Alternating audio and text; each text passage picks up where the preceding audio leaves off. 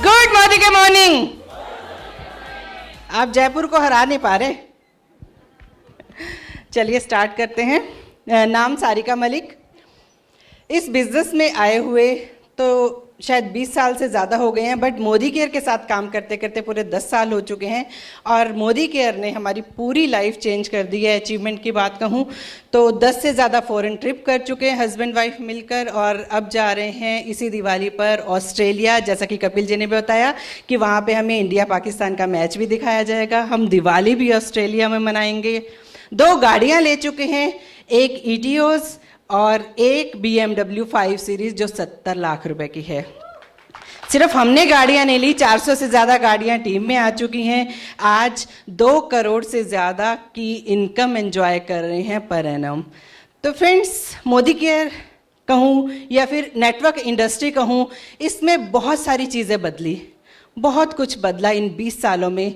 बस सिर्फ एक चीज़ नहीं बदली, वो है यहाँ के क्वेश्चंस, यहाँ के ऑब्जेक्शंस, जो हम सबको जब हम फील्ड में उतरते हैं तो हैंडल करने ही पड़ते हैं। सबके सामने एक जैसे क्वेश्चन आते हैं, गुने चुने अगर मैं कहूँ उंगलियों पे गिने जा सकते हैं क्वेश्चन। वही क्वेश्चन जो मेरे सामने आए थे वही आज आप फेस कर रहे होंगे। तो आज हम बात करेंगे ऑब्जेक्शन हैंडलिंग की।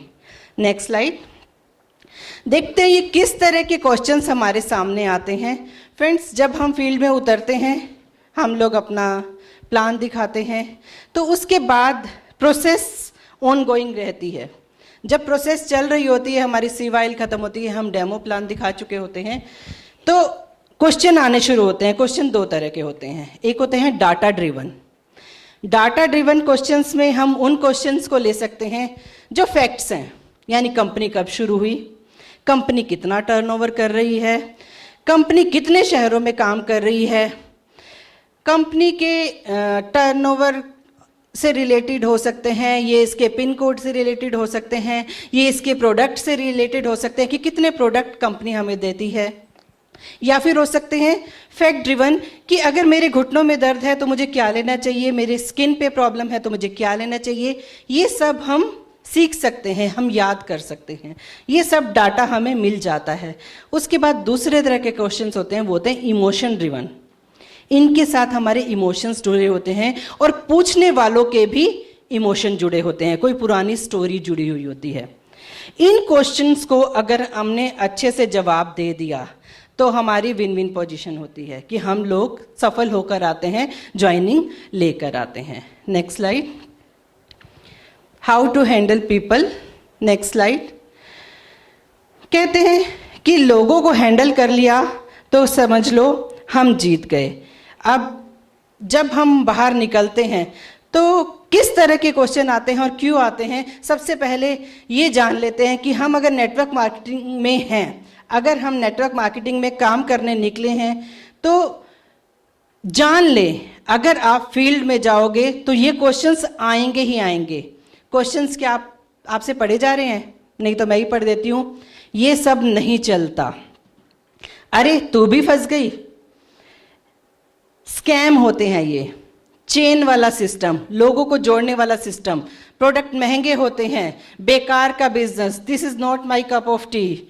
जिसे कुछ नहीं करना आता वो इस बिजनेस में आ जाता है। इस तरह के क्वेश्चन एक्सपेक्टेड हैं। अगर आप नेटवर्क इंडस्ट्री में आए हैं तो पहले ही समझ कर चलिए कि ये क्वेश्चंस आएंगे ही आएंगे, और ये इस बिजनेस की प्रॉब्लम नहीं है, ये इस बिजनेस का फीचर है। कहते हैं ना कि एक बिजली की तार पड़ी है और वो नंगी है, तो उसे हाथ लगाओगे करंट लगेगा, क्यों? क्योंकि वो बिजली का फीचर है, वो उसकी प्रॉब्लम नहीं है, करंट तो उसमें दौड़ेगा दौड़ेगा। अगर आप गर्म बर्तन को हाथ लगाते हैं तो हाथ जलेगा जलेगा, वो उसकी प्रॉब्लम नहीं है, फीचर है। इसके लिए क्या करना पड़ता है? तैयारी करनी पड़ती है कि अगर आपको गर्म बर्तन पकड़ना है तो हाथ में आपको या तो कपड़ा लेना पड़ेगा, कपड़ा लेकर उठाएंगे, या कुछ ग्लव्स पहनने पड़ेंगे। अगर आपको बिजली की तार को छूना है तो क्या करना पड़ेगा? हाथ में रबड़ के दस्ताने पहनने पड़ेंगे। तो आप अगर तैयारी करेंगे ये क्वेश्चन तो आएंगे आएंगे, अगर आप तैयारी करेंगे तो आप बड़े अच्छे से हैंडल कर सकते हैं। Next slide please. पहले जैसे मैंने बताया, प्रिपेयर वेल। आप प्लान दिखाने गए हैं, आपको पता है क्वेश्चन आएंगे, इसके लिए तैयारी करके जाओ। गलती क्या होती है, नया खून होता है, जब हम ज्वाइन करते हैं नई नई एक्साइटमेंट होती है। हमारे अपलाइन ने कहा होता है काम करो, इतने लोग ज्वाइन कराओ, ये मिलेगा, इतने लोग ज्वाइन कराओ, थाईलैंड हो जाएगा, और एकदम से फील्ड में कूद जाते हैं। अब फील्ड में कूद गए, हमें पता ही नहीं ये इसका फीचर है, हमें पता ही नहीं इतने सारे क्वेश्चंस आएंगे, इतने सारे एलिगेशन भी लगेंगे कि तुम चोर होते हो, तुम पैसा लेके भाग जाते हो, तुम्हारे प्रोडक्ट ऐसे होते हैं, कंपनियां भाग जाती है, हमें कुछ नहीं पता होता। और हम बिना प्रिपेयर किए हम कूद गए, समझ लो एक तरह से आग में। और उसके बाद क्या होता है, आग में कूदे, जले और बाहर निकल गए। अब क्या होता है, अपलाइन बेचारा फ़ोन करता रहता है, आप उसका फ़ोन उठाना बंद कर देते हैं। बट अगर आपने प्रिपेयर किया है तो आपको पता होगा ये क्वेश्चन आएंगे ही आएंगे, बस इसको हैंडल करना आना चाहिए।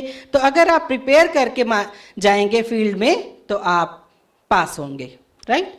गाइड और बी गाइडेड क्या होता है, जाते हैं प्लान दिखाने, सामने से क्वेश्चंस क्वेश्चंस क्वेश्चंस, फिर ऑब्जेक्शन ऑब्जेक्शन ऑब्जेक्शन। अगर हमारी तैयारी अच्छी है तो हम उसे गाइड करके आएंगे कि नहीं जो आप कह रहे हैं बिल्कुल ठीक कह रहे हैं, बट ये ऐसा नहीं है, तो उसे गाइड करके आएंगे, उसे समझा के आएंगे। नहीं तो क्या होता है, उल्टा हम ही खुद गाइड होके आ जाते हैं। वो बोलता है नहीं ये सारे चोर होते हैं, तो थोड़ी देर बाद लगता है हाँ शायद सारे चोर होते हैं। वो कहेगा प्रोडक्ट महंगे होते हैं, तो थोड़ी देर बाद लगता है हाँ यार प्रोडक्ट तो महंगे होते हैं। तो या तो आप किसी को गाइड करके आओगे या खुद गाइड होके मिस गाइड होकर घर वापिस आओगे, और उसके बाद आप समझ लो नेटवर्किंग से क्विट कर जाओगे। तो इसलिए जब भी आप फील्ड में जाएं सबसे पहले अच्छे से प्रिपेयर करें, नहीं तो मिस गाइड होकर आ जाएंगे। Next slide please.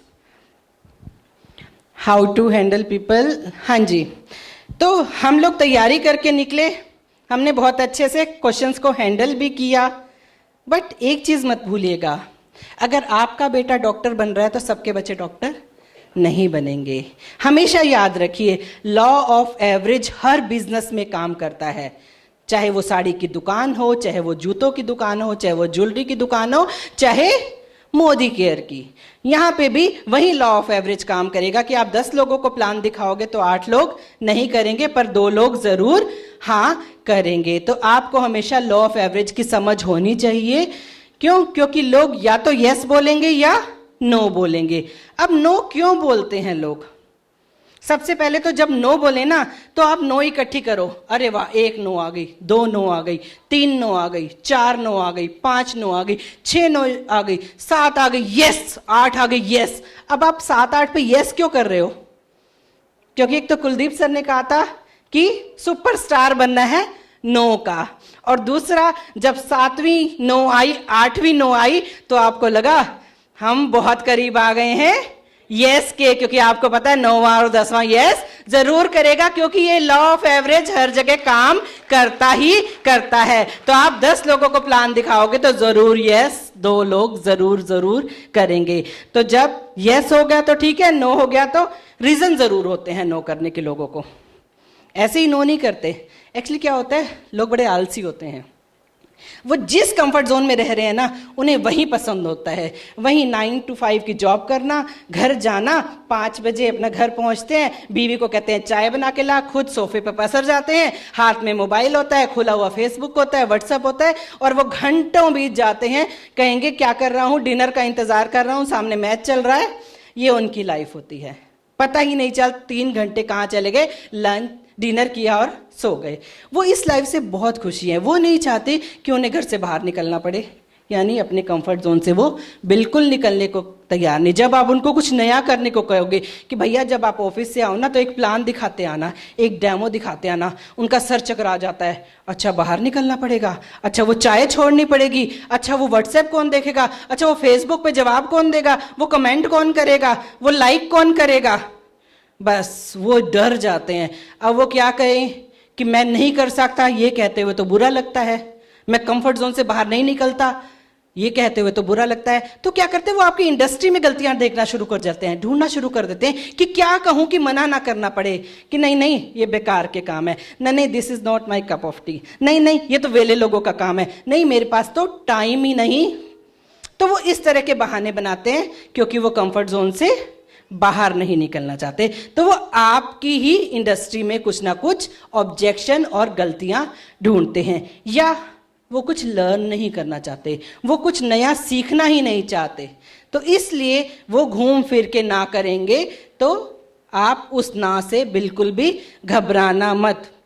क्यों? क्योंकि अगर हमें 8 ना मिली हैं तो 2 हाँ जरूर मिलेगी। बस आप में 10 प्लान दिखाने का दम होना चाहिए। Next slide. फ्रेंड्स, जैसे ही हम लोग काम करना शुरू करते हैं, हम लोगों ने प्लान दिखाया, उसके बाद ऑब्जेक्शन आया। जैसे ही ऑब्जेक्शन आए ना, खुश हो जाओ, खुश हो जाओ। ये आपके लिए अच्छा संदेश है, अच्छे साइन, जिसे कहते हैं ना शुभ संकेत। अच्छे साइन है कि सामने वाले ने क्वेश्चन किया, सामने वाला सो नहीं रहा था जब आप प्लान दिखा रहे थे। बहुत अच्छा संकेत है कि वो आपकी बातें सुन रहा था। तो सामने वाले से ऑब्जेक्शन आया। अब इसी ऑब्जेक्शन को अगर आपने अच्छे से हैंडल किया ना, तो आप जीत गए। क्यों? क्योंकि प्लान दिखाना, देखो CYL बनी हुई है, हर बार वही सेम प्लान दिखाना होगा, हर बार वही सेम डेमो दिखानी होगी। अगर वही प्लान और डेमो वाली बात होती तो कोई एक वीडियो रिकॉर्डिंग भी चला दी जाती और हो जाता आपका काम। नहीं, बट बात पूरी कब होती है? जब आप सामने वाले के आए हुए क्वेश्चंस को अच्छे से हैंडल करते हो, उसको सेटिस्फाई करते हो, उसके क्वेश्चन के अच्छे से जवाब देते हो, तो जाकर हमारी प्रोसेस पूरी होती है, तब जाके हमारे पास ज्वाइनिंग आती है। तो क्वेश्चन आना बहुत अच्छा है। अब क्वेश्चन आना शुरू हुआ। क्वेश्चन कैसा भी आ सकता है, सामने वाले का मूड कैसा भी हो सकता है। हो सकता है आपने किसी उसकी दुखती हुई रग पे हाथ रख दिया हो, दुखती नस आपने उसकी छेड़ दी हो, तो सामने वाले का मूड कैसा भी हो सकता है।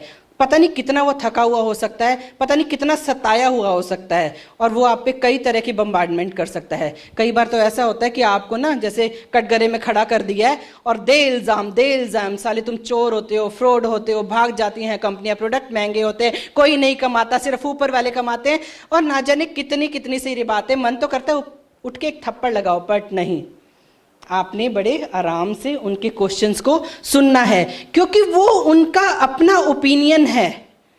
वो जो क्वेश्चन है ना, जो ऑब्जेक्शंस आ रहे हैं, वो उनका ओपिनियन है, वो उनकी राय है। और सच बताऊं, राय लेकर कोई पैदा नहीं होता।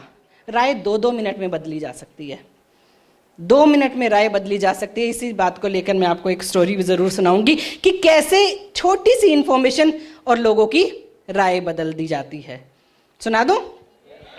एक बार एक बहुत गरीब इंसान, बूढ़ा इंसान, एक ठेले को खींच के आ रहा था और गर्मी की दोपहर थी। वो खींचता हुआ सड़क पे आ रहा था। सामने, बिल्कुल सामने टक्कर पे एक घर था। उसकी फर्स्ट फ्लोर से एक आदमी उसे बहुत देर से देख रहा था। वो ठेले वाला ठेला खींच रहा था, पसीने बह रहे थे, और वो लगातार सामने वाला खिड़की वाला इंसान उसे देखे जा रहा था। ठेले वाले को लगा ये मुझे देख रहा है, जरूर ये मुझे पानी पिलाएगा। बट जैसे वो उसके घर के पास पहुंचता है, वो खिड़की बंद हो जाती है। ठेले वाले को बड़ा गुस्सा आता है कि मैं तो पानी की उम्मीद कर रहा था, ये तो खिड़की बंद करके चला गया। और वो ये सोचते हुए और आगे बढ़ रहा होता है। इतने में नीचे दरवाजा खुलता है और वही इंसान जो पहले फर्स्ट फ्लोर पे खिड़की पे खड़ा था, वो अपने दरवाजे से बाहर निकलता है और बोलता है कि बाबा आप बहुत थक गए हैं, गर्मी भी बहुत है, ऐसा कीजिए पानी पी लीजिए और आप ठेला रखिए साइड पे और आप अंदर छाया में खड़े हो जाइए। अभी तक क्या सोचा था, बड़ा गंदा इंसान है, खिड़की भी बंद करके चला गया। नहीं, लगा अच्छा इंसान है, पानी ऑफर कर रहा है। बाबा जी ने ठेला रखा और जाकर छाया में खड़े हो गए। वो आदमी अंदर चला गया पानी लेने। 5 मिनट बीत गए, आदमी पानी लेकर नहीं आया। अब बाबा को गुस्सा आना शुरू हो गया कि उम्मीद ही क्यों दिखाई थी पानी की, जब पानी देना ही नहीं था। लगता है अंदर जाके सो गया, बड़ा बेवकूफ इंसान है, किसी को पानी के लिए बोलकर अंदर जाकर सो गया। अब यहीं सोच ही रहे थे, इतने में वो आदमी अंदर से बाहर आया। उसके हाथ में एक शीशे का गिलास था, वो उसने उसको ऑफर किया और बोला बाबा मैंने सोचा कि बहुत थक गए होंगे, पानी क्या दूं, मैं आपके लिए नींबू पानी बना के लाया हूं। अरे वाह, बहुत अच्छा इंसान है, बहुत दयालु है, मुझ गरीब पे इतनी दया कि पानी की जगह नींबू पानी बना के आया है। बस पानी का जैसे ही घूंट नींबू पानी का मुंह पे लगाया, एक घूंट भरा, नींबू पानी फीका था। अब फिर गुस्सा आया कि कैसा बेवकूफ इंसान, पानी, नींबू पानी भी पिलाया तो वो भी फीका। एक गरीब के साथ क्या मजाक किया जाता है ऐसे? बहुत ही निर्दयी है ये इंसान, बहुत बहुत बेकार है। ठीक है, यही सोच रहा था। इतने में उस आदमी ने पॉकेट में ऐसे हाथ डाला और एक ऐसे पुड़िया निकाली कि बाबा मैंने इसमें चीनी नहीं डाली, सोचा कहीं आपको शुगर ना हो तो आपसे पूछ के डालूंगा, अगर शुगर नहीं है तो ये बीच में चीनी डाल लीजिए। अरे वाह, कितना अच्छा इंसान है, इसने ये भी ध्यान रखा कि कहीं मुझे शुगर ना हो, तो इसने चीनी नहीं डाली और चीनी साथ लेकर आया है। अब ये फिर से अच्छा हो गया। तो आप देखिए कि एक ही इंसान के बारे में 2 मिनट में, चुटकियों में कहते हैं ना, चुटकी बजाते बजाते ओपिनियन कैसे चेंज हुई। एक बार ये बहुत दयालु है, ये बहुत बेकार है, फिर ये निर्दयी है, फिर ये बहुत अच्छा है, ये फिर दयालु है और फिर बेकार है। तो चुटकियां बजाते छोटी सी इंफॉर्मेशन मिली, अब अच्छा हो गया, फिर छोटी सी इंफॉर्मेशन, अब बुरा हो गया, फिर छोटी सी इंफॉर्मेशन, अब अच्छा हो गया। तो ये ओपिनियन बदली जा सकती है छोटी छोटी सी इंफॉर्मेशन देके। बट जिनकी ओपिनियन होती है ना, उनके लिए बहुत बड़ा सच होती है, वो इससे पीछे हटने वालों में नहीं होते। बट ये बदली जा सकती है। जब भी आपसे कोई ऑब्जेक्शन करे, उससे प्लीज बहस मत कीजिए, उसकी बात को अच्छे से सुनिए। क्यों? क्योंकि आप धीरे धीरे सुनेंगे, उसकी बात को समझेंगे, फिर उस ऑब्जेक्शन को हैंडल करेंगे। आप उस इंसान को से किसी तरह के ना बहसबाजी जीतने नहीं जा रहे, बहस में पड़ना ही नहीं, बहसबाजी जीतने नहीं जा रहे। हो सकता है आप उससे बहस करके जीत भी जाएं, बट वो इंसान हमेशा के लिए आपसे कट जाएगा, छूट जाएगा। इससे अच्छा उस ऑब्जेक्शन को अच्छे से हैंडल करना है और उस इंसान का दिल जीत कर आना है, क्योंकि हम यही करने जा रहे हैं, उसका दिल जीतने जा रहे हैं। तो इस तरह हम पोलाइटली किसी के साथ भी बात कर कर उसके ऑब्जेक्शन को हैंडल कर सकते हैं। Next slide. अब ऑब्जेक्शन, पीछे वाली स्लाइड कीजिए भैया। ऑब्जेक्शन हैंडलिंग की यहाँ पे मैं आपको थोड़ी सी कुछ टेक्निक सिखाऊंगी, जिनका आप अलग अलग क्वेश्चन में अलग अलग जगह पे इस्तेमाल कर कर अपने ऑब्जेक्शंस को अच्छे से हैंडल कर पाओगे। मैं कहती हूँ 80 से 90% ऑब्जेक्शन इन टेक्निक्स का, कहीं एक टेक्निक यूज होगी, कहीं 2, कहीं 3, कहीं 4, अलग अलग जगह पर ये टेक्निक यूज करके आप अच्छे से क्वेश्चन हैंडल कर पाएंगे। सबसे पहली जो टेक्निक है, accept the question with a divine smile. आपके पास एक क्वेश्चन आया, मान लीजिए आपको किसी ने बहुत बुरा भी किया, कहा कि ये MLM इंडस्ट्री ना स्कैम है। अब आपको गुस्सा तो बहुत आएगा, हमारे लिए तो ये मंदिर है, यही पूजा है, और आपके सामने कोई कह रहा है कि ये स्कैम है। बट आपने इसका जवाब क्या करना है, एक ऐसी स्माइल से, जिसे कहते हैं ना दैवीय वाली स्माइल, जैसे वो कृष्ण भगवान जी मुस्कुराते थे ना जब अर्जुन जी कोई क्वेश्चन पूछते थे, ऐसे बढ़िया सी स्माइल। क्या बात है, मैं यही सोच रही थी कि ये क्वेश्चन नहीं पूछा आपने, बहुत इंटेलिजेंट, बहुत लाजवाब क्वेश्चन पूछा है आपने, मैं इसी का इंतजार कर रही थी। कुछ इंटेलिजेंट लोग ही ऐसे क्वेश्चन पूछ पाते हैं। कोई भी ऐसा अच्छा सा कॉम्प्लीमेंट देकर बढ़िया सी स्माइल के साथ उसका वो क्वेश्चन अच्छे से सुनो, सामने वाला बड़ा परेशान हो जाएगा। मैंने तो एक तरह से इसे फंसाने की कोशिश की और ये क्या कर रहा है, ये तो खुश हो गया ये क्वेश्चन सुन के और स्माइल कर रहा है। आधी जंग तो वो वहीं पे ही हार जाएगा और आधी जंग आप वहीं पे ही जीत जाएंगे, जब आपने स्माइल करके उसे कॉम्प्लीमेंट कर दिया। व्हाट ए वंडरफुल क्वेश्चन, बहुत बढ़िया क्वेश्चन किया है, मैं इसी का ही इंतजार कर रहा था। Right, second slide. Answer the question with questions. ये बहुत बढ़िया टेक्निक है जब आपने अच्छे से किसी को खरीदना हो। सबसे पहले तो क्वेश्चन सुना, ठीक है, फिर वहीं प्यारी सी स्माइल दी और क्या बोला, व्हाट ए वंडरफुल क्वेश्चन, लाजवाब क्वेश्चन पूछा है। मान लीजिए किसी ने कहा ये MLM कंपनियां ना भाग जाती हैं। वाह, मैं यही तो सुनना चाह रही थी, अभी तक ये किसी ने बोला क्यों नहीं। अच्छा, वैसे आप MLM कंपनी के बारे में क्या जानते हैं?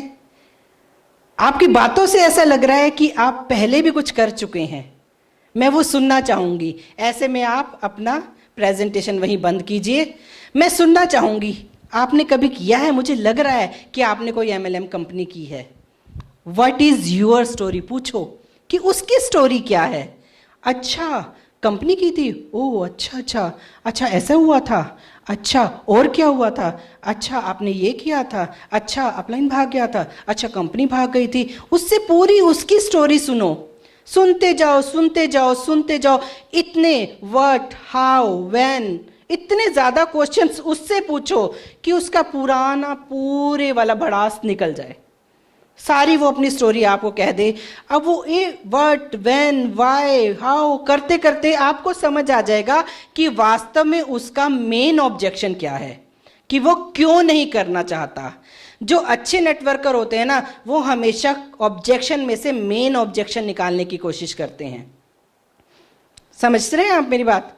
कि एक ऑब्जेक्शन आता है, जरूरी नहीं वही उसका मेन ऑब्जेक्शन हो। किसी ने आपको टालने के लिए कह दिया कि पैसे नहीं आते, अब उसके पास पैसे नहीं आए, ये उसका मेन ऑब्जेक्शन नहीं है।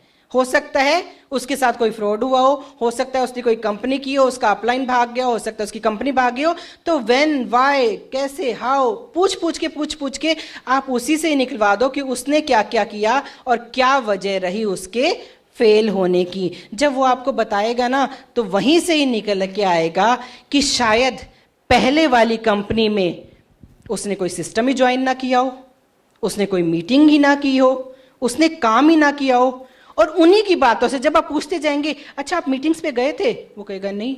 अच्छा आपने फील्ड में काम किया था, लोगों को बताया था, लिस्ट बनाई थी, नहीं वो तो मैंने नहीं की। अब आप नहीं कह रहे, वो खुद ही बता रहा है कि उसने काम नहीं किया, और शायद उसने ये काम किया हो बट उसका अपलाइन शायद चला गया हो। तो ये दोनों चीजें आपको बहुत हेल्प करेंगी कि आप क्वेश्चन पूछते जाइए और मेन ऑब्जेक्शन तक पहुंचने का कोशिश कीजिए। Next slide. Thank you. Third मैं आपको टेक्निक बता रही हूं, शिफ्ट एक्सक्यूज टू रीजन। जो उसका मेन एक्सक्यूज हो ना कि मैं इसलिए नहीं कर रहा, उसी को उसका रीजन बना दो करने के लिए। पैसा नहीं है, टाइम नहीं है, चलो पहले लेते हैं, टाइम नहीं है फ्रेंड, इसीलिए तो मैं यहाँ तुम्हारे पास आया हूँ। मैं ये देखता हूँ कि तुम अपने परिवार को टाइम ही नहीं दे पाते। हम तुम मिलकर ना एक ऐसा सेटअप तैयार करेंगे, 4-5 साल मेहनत करेंगे, और मैं कहता हूँ कि 5 साल बाद हमारा ऐसा सेटअप तैयार हो जाएगा, ऐसा बिजनेस बिल्ड हो जाएगा, ऐसी टीम खड़ी हो जाएगी, फिर हमारे पास फैमिली के लिए टाइम ही टाइम होगा। उसका एक्सक्यूज क्या था? टाइम नहीं है। तो मैं करवा ही इसलिए रहा हूं कि तुम्हारे पास 5 साल बाद टाइम ही टाइम हो, ताकि आप अपनी जिंदगी अपनी फैमिली के साथ एंजॉय कर पाओ। तो जो एक्सक्यूज है उसी को उसको करने का रीजन बना दो। पैसा नहीं है, मैं समझता हूं तुम्हारे पास पैसे नहीं है, इसीलिए तो मैं तुम्हारे पास आया हूं कि हम दोनों भाई मिलकर इतना काम करेंगे, इतना काम करेंगे कि फिर आगे पैसे की सोचने की जरूरत ही नहीं पड़ेगी, इतना पैसा होगा हमारे पास। बेचना नहीं आता, मुझे पता है, इसलिए तो तुम्हारे पास आया हूं कि आज की दुनिया में हर जगह हमें कुछ ना कुछ बेचना पड़ता है। अगर हमने ये टेक्निक सीख ली, क्योंकि नेटवर्किंग में ये टेक्निक सिखाई जाती है, अगर हमने ये टेक्निक सीख ली, फिर हमें उन्नति करने से, तरक्की करने से कोई नहीं रोक सकता, और किसी फील्ड में हम मात नहीं खा सकते। लोगों से बात करना नहीं आता, लोगों से बात करना तो आजकल एक कला है, और कहते हैं कि नेटवर्क इंडस्ट्री में ये सिखाई जाती है। इसलिए तो मैं तुम्हारे पास आया हूँ क्योंकि तुम अपनी पर्सनैलिटी ग्रूम कर सको। कहते हैं कि अगर किसी ने 2 साल लग कर नेटवर्किंग कर ली, इस इंडस्ट्री में काम कर लिया, तो उसकी स्पीकिंग स्किल बहुत अच्छी हो जाती है। इसलिए तो मैं कहता हूँ कि दोनों भाई मिलकर नेटवर्किंग करते हैं और लोगों से बात करने की कला को सीखते हैं। तो जो उसका एक्सक्यूज हो उसी से पलट कर वार करके बोलो, इसीलिए ही तो करना है, इसीलिए ही तो करना है, पैसा नहीं है इसलिए करना है, टाइम नहीं है इसलिए तो करना है, लोगों से बात करना नहीं आता इसीलिए तो करना है कि हमें ये सीखना चाहिए। Next slide.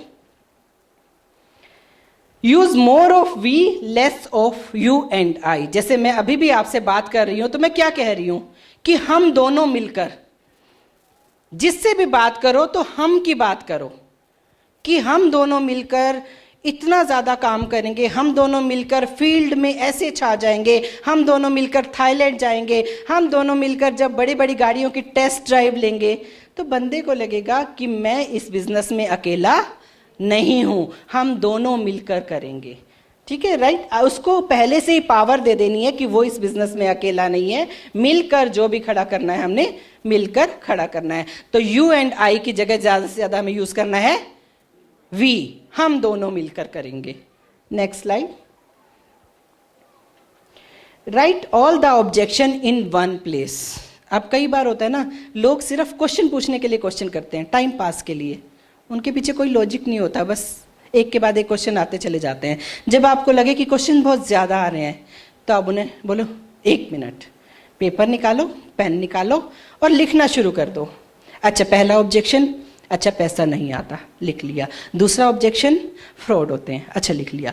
तीसरा ऑब्जेक्शन, प्रोडक्ट महंगे होते हैं, अच्छा प्रोडक्ट महंगे होते हैं। चौथा ऑब्जेक्शन, अब आप उनसे पूछना शुरू कर दो। पांचवा, छठा, कहीं पे तो थमेगा ना। अब जब वो 6-7 करके रुक गया, बस यही है ना, और भी सोच लीजिए, अगर और भी कोई ऑब्जेक्शन हो तो सोच लीजिए। वो कहेगा नहीं बस ये। अच्छा, मैं अगर आपके इन सब क्वेश्चंस का जवाब दे दूं तो फिर तो हम मिलके करेंगे ना, फिर तो हम मिलके करेंगे ना। तो अब उससे प्रेशर आ गया कि भैया ये जो मैं पूछ रहा हूं अगर उसका सेटिस्फाई कर दिया, जवाब अच्छे से दे दिया तो मुझे करना पड़ेगा। अब या तो वो फालतू के क्वेश्चन नहीं पूछेगा या फिर आपके साथ करने के लिए तैयार हो जाएगा। Right, next slide. Use question as a tool. अब जैसे क्वेश्चंस आ रहे हैं, कोई क्वेश्चन आया, अब कहीं कहीं हम ना उसे एक हुक की तरह इस्तेमाल कर सकते हैं। एक क्वेश्चन मेरे पास आया तो मैंने सामने वाले से बोला कि आप एक फेवर करेंगे, आप इस क्वेश्चन का आंसर चाहते हो ना। अब जिसने क्वेश्चन पूछा होगा वो कहेंगे यस बिल्कुल चाहता हूँ, सीरियसली चाहते हो ना, वो कहेगा बिल्कुल चाहता हूँ इसका आंसर। तो मैं आपसे एक फेवर मांगता हूँ, नेक्स्ट वीक हमारे ही पड़ोस में एक इवेंट होने जा रहा है और वहाँ पे एक ऐसे शख्स आ रहे हैं जो मुझे ना बिल्कुल आप जैसे लगते हैं, आप जैसे प्यारे प्यारे लगते हैं, और मुझे पता है कि अगर मैं उन्हें आपसे मिलाऊंगा वो आपसे मिलकर बहुत खुश होंगे, और मुझे पता है कि मेरे से ज़्यादा अच्छा जवाब आपको वो देंगे। तो क्यों ना हम उस इवेंट में चलें और आपके क्वेश्चन का जवाब उन्हीं से मांगे। अब वो थोड़ा सा घबराएगा कि मुझे इवेंट में जाना पड़ेगा, थोड़ा सा नानुकुर करेगा कि ना देखो मैं नहीं चाहता तुम प्रेशर में आके मेरे साथ ज्वाइन करो, मैं ये चाहता हूं कि आपका जो क्वेश्चन है ना उसका आंसर सही मिलना चाहिए। मैं ये चाहता हूं कि आप सेटिस्फाई हो तभी इस बिजनेस को ज्वाइन करें, क्योंकि हमारा रिलेशन ज़्यादा इंपॉर्टेंट है इस बिजनेस से। मैं वो रिलेशन खराब नहीं करना चाहता, इसलिए मैं चाहता हूं कि आपको ये आंसर मिले और उस आंसर पाने के लिए हम वहां पे चलेंगे।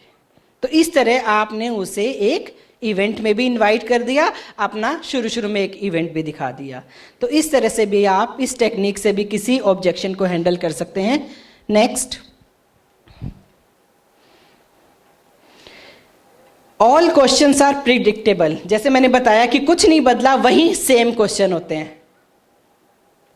अगर आप उंगलियों पे गिने तो ये क्वेश्चंस गिने जा सकते हैं, आप लिखने बैठे तो ये क्वेश्चंस लिखे जा सकते हैं। तो क्यों ना हम, जब पता ही है यही क्वेश्चन आएंगे, तो क्यों ना इसकी तैयारी कर लें, क्यों ना इनके आंसर्स जान लें कि इनको हमने किस तरह से हैंडल करना है।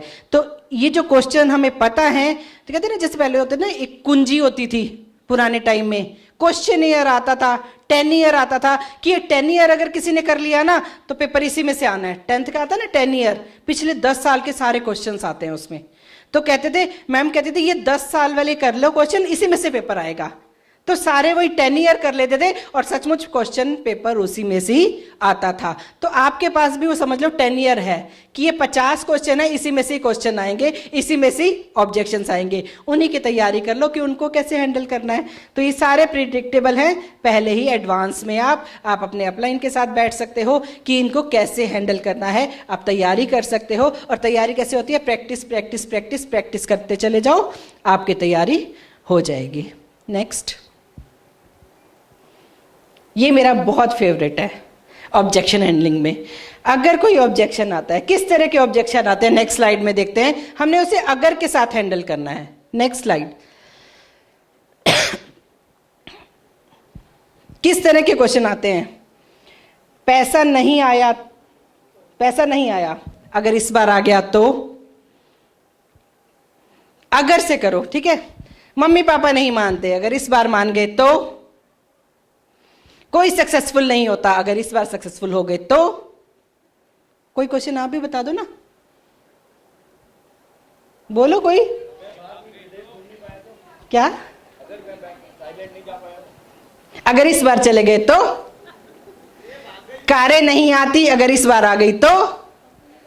कंपनी भाग गई, अरे इस बार भागी नहीं तो?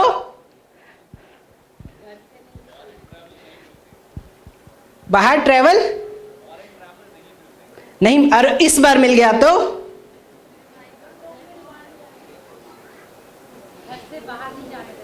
और अगर इस बार निकलने दिया तो? उसके बाद आगे आएगा क्वेश्चन कि कैसे, हमें मिलवाओ अपने मम्मी पापा से, हम बात करेंगे, फिर घर से निकलने देंगे। अगर इस बार करने दिया तो? अगर इस बार गाड़ी आ गई तो? अगर इस बार फॉरेन ट्रेवल क्लियर हो गया तो? अगर इस बार पैसा आ गया तो? इस बार सफलता मिल गई तो? राइट, इसी से स्टार्ट करो। अगर इस बार हो गया तो आगे उसको पूछने दो कि कैसे, फिर आप बता सकते हो। मेरे पास लिस्ट नहीं है, अगर मैं लिस्ट बनवा दूं तो? मेरे पास लोग नहीं है, अगर मैं ऐसी टेक्निक बताऊं कि इतनी लंबी लिस्ट बनेगी कि जो कभी खत्म नहीं होगी तो हर चीज को कि अगर इस बार हो गया तो आगे उसको क्वेश्चन करने दो कि कैसे, फिर आप बताइए कि कैसे करना है। राइट, तैयार करो कि अगर इस बार आप सक्सेसफुल हो गए तो, अगर इस बार हम इकट्ठे थाईलैंड घूमने चले तो, अगर इस बार कार आ गई तो। राइट, तो ये मेरी फेवरेट टेक्निक है। उसके बाद नेक्स्ट स्लाइड आती है, जो सब किसी भी तरह की मार्केटिंग हो, 3F फार्मूला हमेशा काम आता है।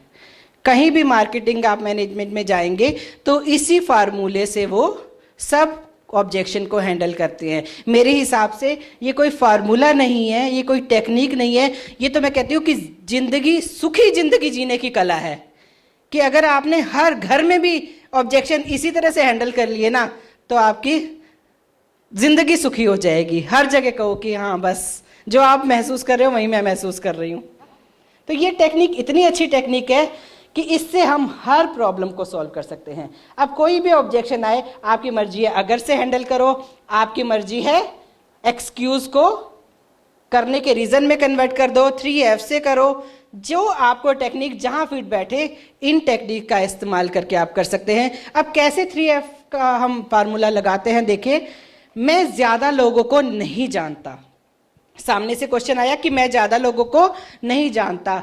अब सबसे पहले क्या आता है, फील करो। ये फील फेल्ट फाउंड वाला फार्मूला तभी लगाना है जब आपके सामने वाले के साथ ना थोड़ी सी बॉन्डिंग हो चुकी हो, कि आप उसका दर्द समझ सकते हैं। ये तब लगाना, एकदम बैठते ही किसी को नहीं कह देना मैं तेरा दुख समझ सकता हूं, मैं भी यही महसूस करता था, ये हुआ फिर मैंने ये पाया। ये तो उसे लगेगा रटा रटाया बता रहा है। पहले थोड़ी सी रैपो बिल्ड करनी है, थोड़ी सी बॉन्डिंग बनानी है, उसे लगना चाहिए कि आपके और उसके बीच में कुछ कनेक्शन बन चुका है। फिर आप कहते हुए अच्छे लगेंगे कि मैं महसूस कर रहा हूं, तुम क्या फील कर रहे हो। राइट, तो पहला आता है फील। उसने कहा कि मैं ज्यादा लोगों को नहीं जानता, मैं समझ सकता हूं तुम कैसा महसूस कर रहे हो, क्योंकि मैं भी ऐसा ही सोचता था। मैं बहुत इंट्रोवर्ट किस्म का इंसान हूं, मैं भी यही सोचता था कि मैं भी ज्यादा लोगों को नहीं जानता। जब ये अपॉर्चुनिटी मेरे सामने आई तो मैंने भी यही सोचा कि मैं तो ज्यादा लोगों को नहीं जानता। तो पहले क्या करना है, फील करना है कि मैं समझ सकता हूं तुम कैसा महसूस कर रहे हो, क्योंकि मैं भी यही महसूस कर रहा था जब ये अपॉर्चुनिटी मेरे सामने आई। मैं एक इंट्रोवर्ट किस्म का इंसान हूं, मैं भी ज्यादा लोगों से बात नहीं करता था, मैं भी ज्यादा लोगों को नहीं जानता था। फिर मुझे मेरे अपलाइन ने एक ऐसा सिस्टम बताया, एक ऐसी टेक्निक बताई जिससे हम नेवर एंडिंग लिस्ट बना सकते हैं। हम इतनी बड़ी लिस्ट बना सकते हैं कि वो कभी खत्म ना हो। और मैंने उस टेक्निक पे काम किया और फिर मैंने पाया वास्तव में ये लिस्ट तो कभी खत्म होएगी ही नहीं। Right, feel felt found. मैं आज तक किसी को इस बिजनेस में पैसा कमाते नहीं देखा। अब किसी का ये क्वेश्चन आएगा, मैं समझ सकता हूं आप कैसा महसूस कर रहे हो, क्योंकि मैं भी यही समझता था कि इस बिजनेस में कोई पैसा नहीं कमाता। फील फेल्ट हो गया कि मैं समझ सकता हूं आप कैसा महसूस कर रहे हो, मैं भी यही महसूस करता था जब मैंने ये बिजनेस देखा था। फिर मैंने सोचा कि अगर इस बिजनेस से कोई पैसा नहीं कमाता, फिर क्यों लोग मेरे सामने बार बार ये बिजनेस लेकर आ जाते हैं? फिर क्यों मैं इन अचीवर को देखता हूं? फिर क्यों फेसबुक पे ये छाए रहते हैं? कोई कहता है मैंने कार ले ली, कोई कहता है मैं थाईलैंड जा रहा हूं। फिर क्यों ये अभी तक बंद क्यों नहीं हो गई ये सारे बिजनेस? क्यों ये कंपनियां अभी तक चल रही हैं? फिर मेरे मन में क्यूरियोसिटी जागी। फिर मैंने इनके 1-2 सेमिनार अटेंड किए, मैंने इनका सिस्टम देखा और पाया कि अगर सही तरीके से सही कंपनी के साथ सही ईमानदारी के साथ काम किया जाए तो पैसा तो बहुत आता है इस बिजनेस में। दी इंडस्ट्री बहुत पावरफुल इंडस्ट्री है, हम इससे खूब पैसा बना सकते हैं। तभी इतने सारे कार अचीवर दिखाई देते हैं, तभी इतने सारे लोग फॉरेन जाते हैं, राइट? फील फेल फाउंड से आप कर सकते हैं। प्रोडक्ट महंगे हैं, मैं समझ सकती हूँ आप कैसा महसूस कर रहे हैं, क्योंकि मुझे भी यही लगता था कि प्रोडक्ट महंगे हैं। फिर जब मैंने देखा, मैं समझा कि प्रोडक्ट के साथ साथ हमें 100% सेटिस्फेक्शन गारंटी मिलती है, रीपरचेज ऑफर मिलती है, लॉयल्टी मिलती है, चेक मिलते हैं, फॉरेन ट्रिप्स मिलते हैं, और पाया कि ये प्रोडक्ट तो बहुत सस्ते हैं। तो उसकी फीलिंग के साथ साथ आगे जाना है और फिर बताना है कि आपने क्या रिसर्च की और उससे क्या पाया। तो 3F फार्मूला हर जगह काम करेगा। मैं सोच कर जवाब दूंगा। ऐसे लोग बहुत कहते हैं, आपसे बड़े अच्छे अच्छे से सुनेंगे, सब कुछ बहुत होंगे, कोई ऑब्जेक्शन ही नहीं करेंगे, और जब आप पूछेंगे कि अच्छा फॉर्म करूं, नहीं नहीं सोच के बताऊंगा, ऐसे करके हाथ जोड़ देंगे, नहीं नहीं मैं आपको सोच के बता दूंगा। आपके पास कोई जवाब ही नहीं होगा। अब सोच के बताऊंगा का आप कैसे 3F फार्मूले से जवाब दे सकते हो। मैं समझ सकता हूं कि आप कैसा फील कर रहे हैं, क्योंकि यही मुझे महसूस हुआ था जब मुझे अपॉर्चुनिटी दिखाई गई थी। मैंने भी यही सोचा था कि सोच के जवाब दूंगा। फिर सोचा कि क्या सोचूंगा, या तो 3,000 बचा लूं और इस अपॉर्चुनिटी को जाने दूं, या 3,000 लगा के अपनी दुकान बदलूं और एक बार अपनी किस्मत को आजमा लूं।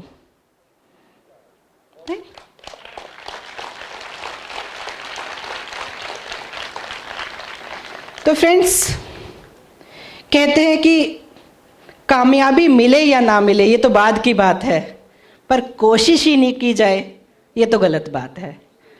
तो इसलिए ज़्यादा सोचने में समय नहीं गंवाना चाहिए।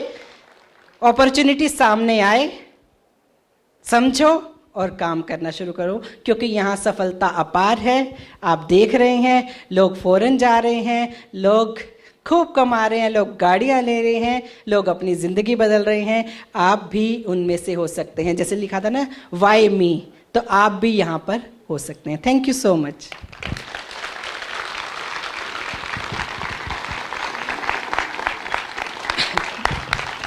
एक बार जोरदार तालियां सारिका जी के लिए, जोरदार।